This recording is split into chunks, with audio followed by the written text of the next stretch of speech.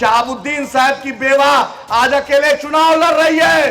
राष्ट्रीय जनता दल के लोगों, इस सीवर की जनता जवाब देगी, जरूर जवाब देगी। चंपारण में जिस तरीके से सीमांचल ने अख्तर उल ईमान साहब को जिताकर भेज रहे हैं, उसी तरह आप सीताराम बाबूजी के लड़का आपका अपना राणा रंजीत भाई को कामयाब करा दीजिए।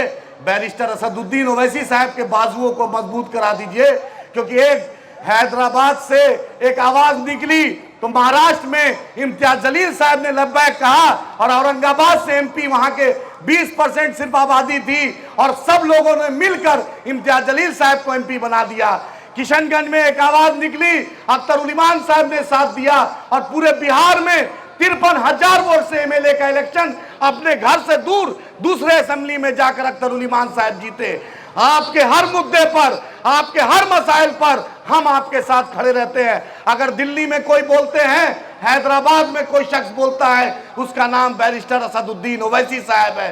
महाराष्ट्र में अगर कुछ मसला होता है, आपके साथ सबसे पहली आवाज निकलती है, उनका नाम इम्तियाज जलील साहब है।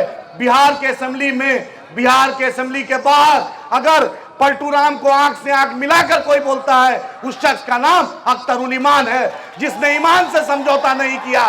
चारों बिक गए, लेकिन जिसने ईमान से समझौता नहीं किया वो अख्तर उल ईमान साहब आपके बीच है। दोस्तों, राणा भाई आपका अपना है। राणा भाई बैरिस्टर असदुद्दीन ओवैसी साहब का भेजा हुआ नुमाइंदा है, अख्तर उल ईमान साहब का नुमाइंदा है, आपका अपना है। आप राणा भाई को अपना बना लीजिए, राणा भाई को बता लीजिए, राणा भाई आपका अपना बनने के लिए तैयार है। और जो लोग सोच रहे हैं कि ये मजलिस है, शिरवानी से परेशानी होगी और ये आगाज है लोकसभा, इंशाअल्लाह ताला अल्लाह ने चाहा तो पूरा चंपारण मजलिस इत्तेहादुल मुस्लिमीन हम चुनाव लड़ेंगे, डंके के चोट पे चुनाव लड़ेंगे इंशाअल्लाह ताला। फिर बताएंगे कि दलाली जो कर रहे हैं, उन दलालों को जवाब चंपारण की सरजमी देगी। ये चंपारण वही धरती है जिसने बैरिस्टर मोहनदास करमचंद गांधी को महात्मा गांधी बना के भेजा। आप सीताराम बाबू के बेटे को एमपी बना के भेजिए, इंशाअल्लाह ताला बैरिस्टर साहब के दाएं में इम्तियाज जलील साहब बैठेंगे, बाएं में अख्तर उल ईमान साहब बैठेंगे, तो आपका भाई राणा रंजीत भी उसी सफ में बैठेगा।